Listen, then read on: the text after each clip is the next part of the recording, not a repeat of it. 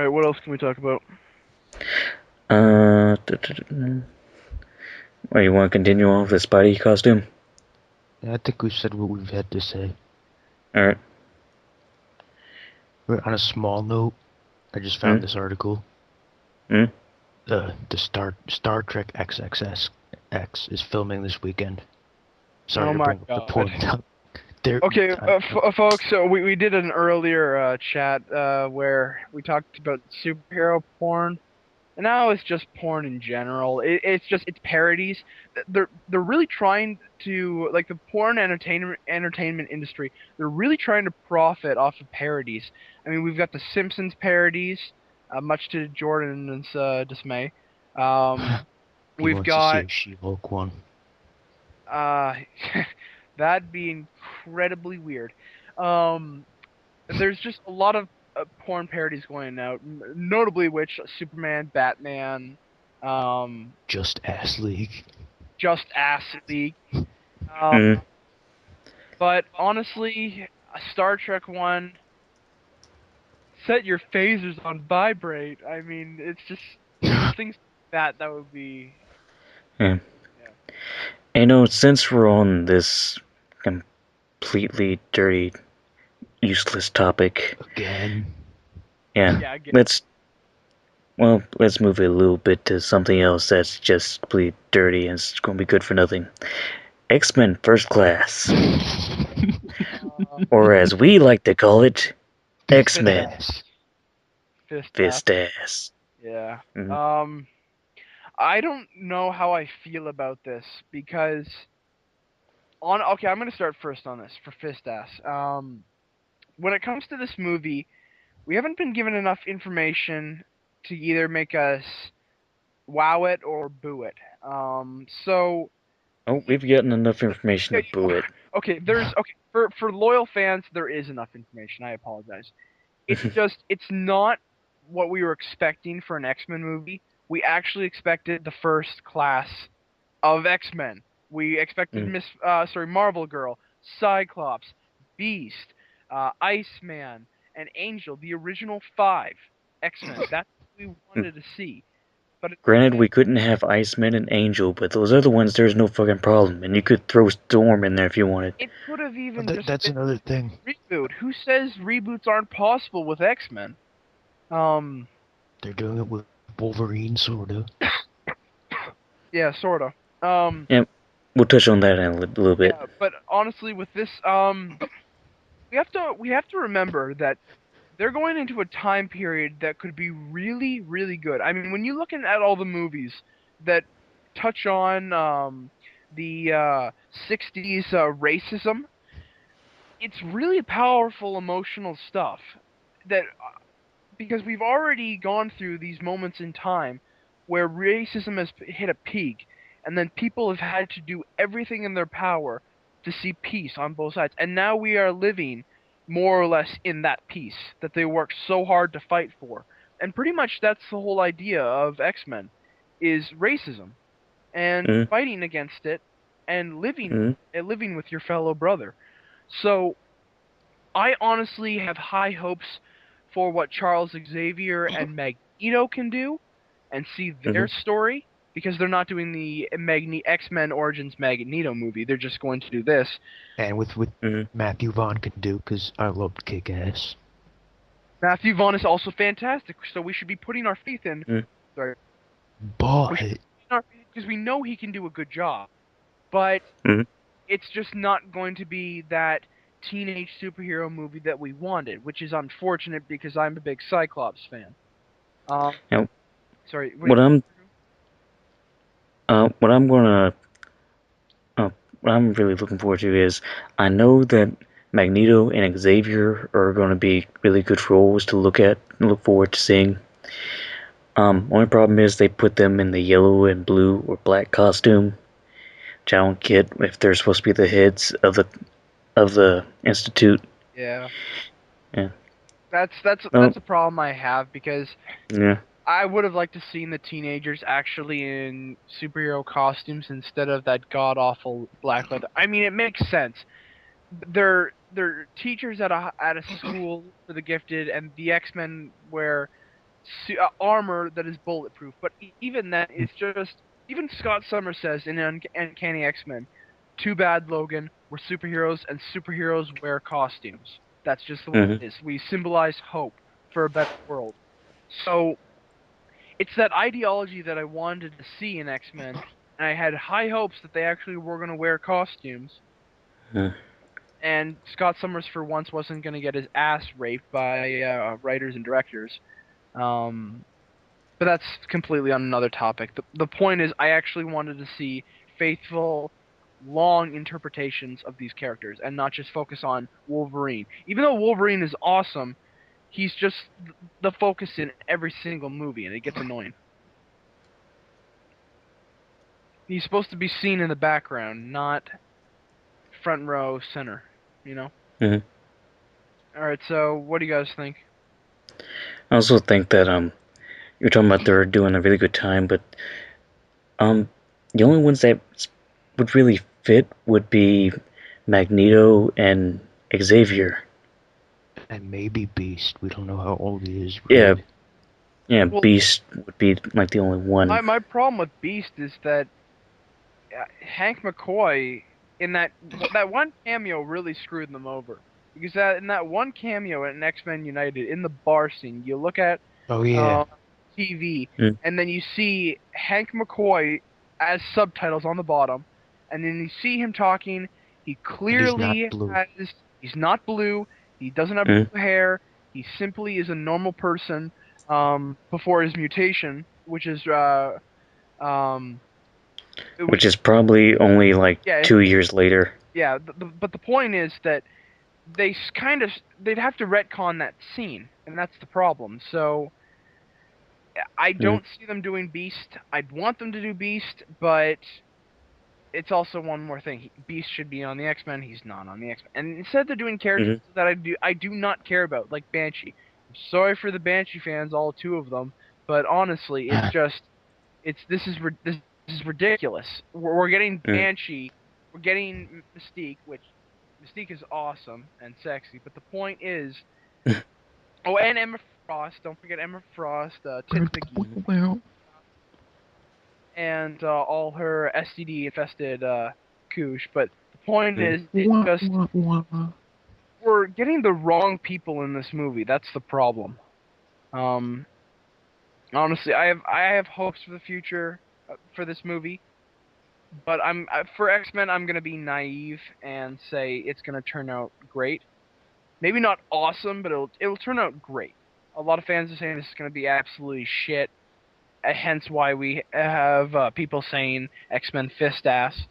But I don't know. I'm gonna set my expectations at a reasonable medium. You're a better man than me, Matt. I know you don't have the same faith, which is understandable. I mean, I could see why people would be upset and pissed, to go at extremes and say that they're pissed, because these are our childhood heroes. I can Mm. understand how people feel betrayed by the Mm. studios that make these. They feel betrayed that they're absolute. I mean, these are the Greek gods, the stories that we hear of these people, and they're put into a way we can actually see them as people through visual entertainment media. And to see them in a different interpretation, a different vision compared to the comics that may be similar or contrast, it's it feels like a betrayal, you know. Mm. So I can It, sympathize with fans. Fox has betrayed me more than once, Matt. I'm Not with sorry to hear. just movies. Yeah, I know, Christopher. mm. I'm not really as much pissed as just disappointed in what they're doing. It's a little And, disappointing. and now, for a really weird reason, in sequel to Origins is looking up. Oh, Oh, that's yeah. So how do you guys think about that? okay. Our next subject is Wolverine, X-Men Origins 2 Wolverine. Yep. Um, and so far, what we've been told by the director is that this will take place in the Japan roots of Hmm. Wolverine. Who wants to start first, as Jerky said? I started first mostly almost every time, so why don't one of you guys Er, start first? I'll just go with what little information we have now. Um, First off, the director alone, it's Aaron Aronofsky The with Wrestler, Black Swan, Requiem for a Dream, Pie. The Fountain. Movies that I can really tear into someone's soul in a movie. And he also quite a few of those movies are quite of a mind fuck, Yeah. which can be a great thing for a Wolverine movie, especially if you did not like Origins, because this could be someone's chance to change a few things and say, or like if he tries to remember something, like it doesn't make any sense. It's well, that can be chalked up to him being really screwed up with, and this really could be Wolverine's in Origins the way it was supposed to be. Well, that's the disappointing thing is that I'm not going to delve too much into X-Men Origins Wolverine, but honestly, I don't believe that Wolverine can be done in a PG-13 style, as many other people believe. Mm-hmm. As a marketing approach and as a financial approach on Fox's part, I can understand why the values of PG-13 and what they get when it comes to a demographic market. Mm-hmm. They get kids and whatnot, but if you read some of the stories about Wolverine, about his past, Mm-hmm. and really what kind of man he was, as Stryker said, honestly, They're really dark. Wolverine was a fucking asshole. He killed Mm-hmm. a lot of people in sadistic pleasure. This was this was guy this guy was more similar to Sabretooth. So Or rather, his son Dick. Dakin. exactly, yeah. So honestly, he shouldn't have been portrayed as the good guy. The problem was that he was a bad person and then Mm-hmm. turned into an anti-hero. That was the whole idea. So I don't know. I feel kind of betrayed about that movie because it juggled too many characters, showed us 2 minutes of these guys on Weapon Showed X. us how badly they could rape Deadpool. Okay, first off, that's not Deadpool. Let's get that out in the open. It's Weapon How 11. bad Wade Wilson. Wade Wilson was awesome. Mm-hmm. The Ryan Weapon Reynolds was 11, awesome. the Weapon 11 was a different and wrong interpretation of Deadpool. It's okay. They're gonna do a reboot. He's gonna get his own movie. It has nothing to Mm-hmm. do with that. The We have the point is, Baraka reference. it's it's okay in my opinion when it comes. I've made my peace with Deadpool and that movie, so I have no problem anymore with that. He's cool in the first scene that you see Wade Wilson fight. He's funny. So let's just move on from that. I think we're all okay after Yeah, this. I'm Mm-hmm. moved on with that because of the We Baraka know the movie will reference. I will I, be incredibly pissed though. If I can't tell you how pissed I'm going to be, will be, if because of the Green Lantern that Warner Brothers wants to uh Flash for a second a Green Lantern movie, back to back sequel, that will piss me off. If they greenlight another movie directly when yeah, Deadpool is supposed to start filming, that would piss me off. But it's gonna happen. It's gonna have the mask. Ryan Reynolds is a huge fan. He will not let us down. So I have plus my he said he would do Deadpool or that other movie, that zombie cop movie. But I think he's definitely going to choose Deadpool because from all the interviews, he said he loves Deadpool, like it's his home. makes sense. So It's his '90s. I don't want to say how old he was in the '90s, but he was just it was his comic book hero or chaotic neutral, whatever you want to call it. Um, the point is, I honestly believe, as far as it goes with Hollywood actors, he's one of those characters that honestly and truly believes in talking about. I mean, he if he did actually write it with the Zombieland guys, then I think he definitely is going out of his way and taking the initiative to make sure, sorry, to make sure it's as best as it possibly can be, and he actually is putting his time and energy into this. I think he truly cares about the character. Hmm. So, is there anything else we can talk about or move on? Um, I'm just going to touch on a little bit. All I can say, guys, is that hope that Ryan is going to still be all up for it and everything, but trying to not be absolutely devastated if he doesn't.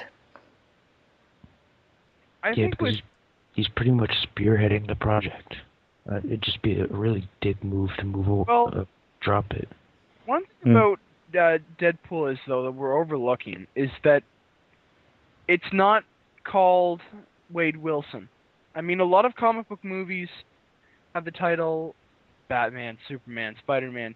Yeah, that's the icon. With Spider-Man, we're following both Spider-Man and Peter Parker. With Deadpool, it's probably a good. I haven't read the script, mind you, that was leaked, but it's Hmm. probably a good 80% Deadpool. Mm-hmm. So, Yeah, Hmm. most of the Wade No, Wilson stuff is actually, flashbacks. yeah, mostly it's more like 90% Deadpool. the point is, the point I'm trying to make is that you could have any guy who's got the Deadpool voice, who's maybe good looking in the flashbacks, but the point is, Deadpool's always had a mysterious past where you don't really see his face, you don't Mhm. really see what he looked like beforehand. I mean, he has a shadowy face.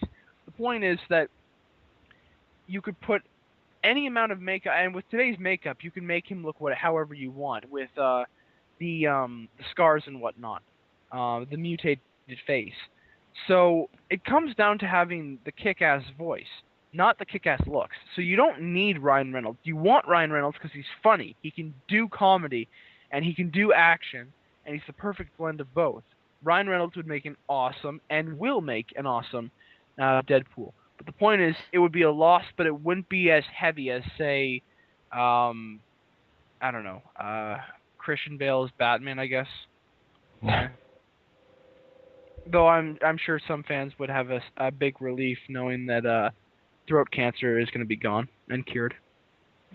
Further. Buzzing. Then Rorschach won't But sound his but you know Rorschach way. but you know with Deadpool you want throat cancer. So While on that topic, I'm a Yeah. strong believer in throat cancer, and it's not even throat cancer. We're talking about the rasp here, folks. Scratchy voice. The scratchy voice. What people do not understand, which is really pissing me off because it comes from ignorance that they're making these claims, is that first off, it's not actually Bruce Wayne going "I'm Batman" and things like that. Like he's Yeah, that's not the actually. cowl. It's the cowl. It's the cow. yeah. He's got to speak. Yeah, he still sounds like Clint Eastwood like he did in Begins. It's just he's gonna The cowl guy. They did change the costume and yeah.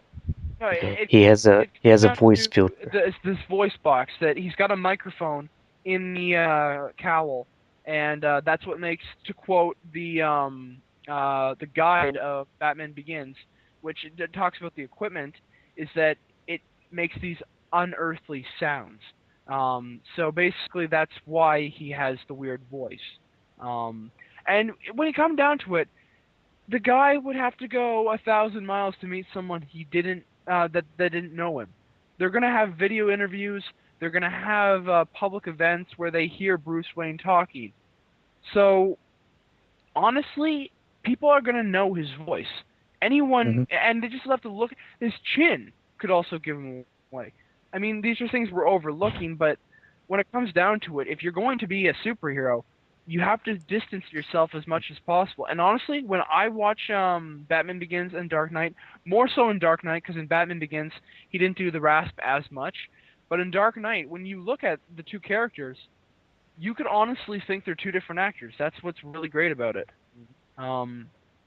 because that's how far they distance themselves. Like they seem like two different actors playing two different roles, and I You know, in fact, that's one thing I would totally do if I was doing a superhero movie and really wanted to contrast the characters, like with Batman.